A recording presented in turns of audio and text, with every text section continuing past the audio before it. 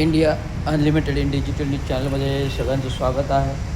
हा आहे ठाणे महानगरपालिकेतील कर्मचारी सेवा शर्ती नियमावलीच्या नुसार ज्याच्या नियमाचा भंग होतो, नियमाचे मोडीत काढतात, शासकीय नियमाचा अवलंब केला नाही, अशा जवळजवळ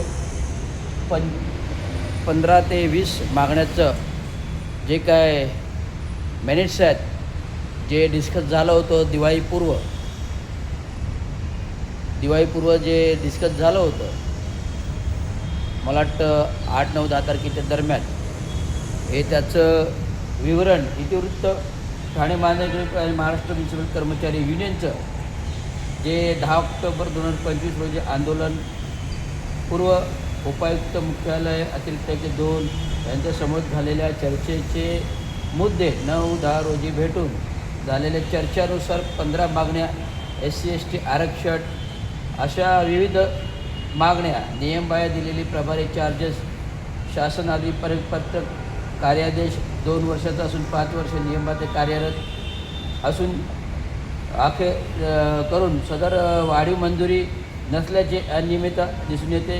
शासनाने वाढीव मंजुरीसाठी शिफारस केलेली आहे, परंतु ही क्लर्क आहे, कुठले MPSC IAS अधिकारी नाही आहे. 7, 10, 15, 20 वर्ष एकत्र खात्यात सफाई कामगार अधिकारी वर्ग काम करतात. त्यांच्या बदल्याने शहर विकास खाते, ते बांधकाम खाते, ते अतिक्रमण खाते, ते प्रशासकीय आस्थापना विभाग, ॲडमिनिस्ट्रेटिव्ह विभाग, ते विविध आरोग्य खात्यापासून तर बदल्या होत नाहीत.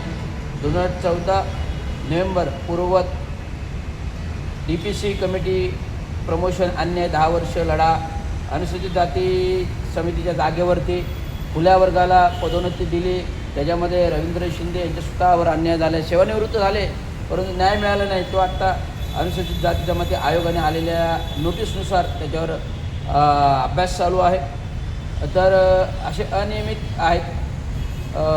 अजून काय आहे, 10, 20, 30चं जे ठराव झालेलं आहे, त्या ठरावाची देखील अंमलबजावणी होत नाही आहे.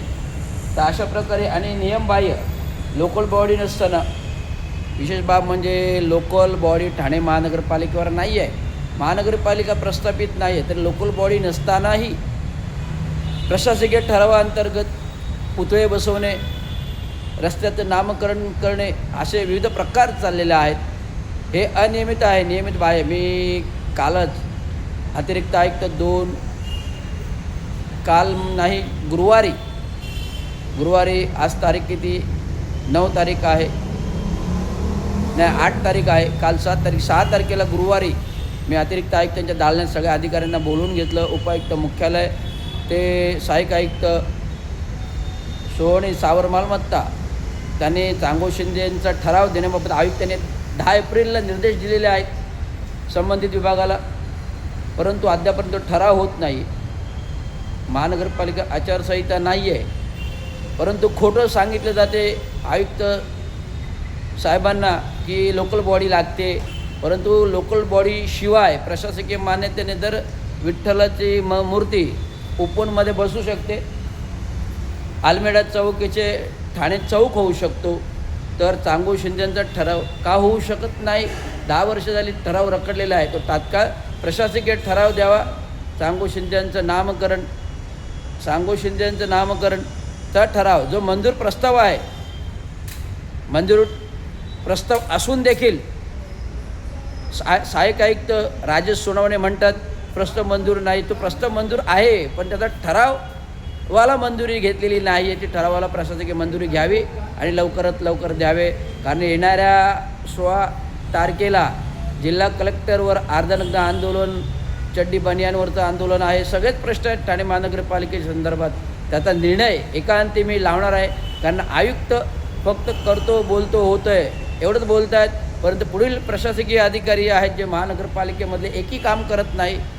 आणि थकीत वेतन जे आहे, थकीत वेतन 7वं वेतन देणं आहे. आता 2026मध्ये 8वं वेतन येतो आहे, त्याची कार्यप्रणाली पूर्तता झाली आहे, शासकीय लेवलला झाली आहे, आता महानगरपालिका लेवलला येईल.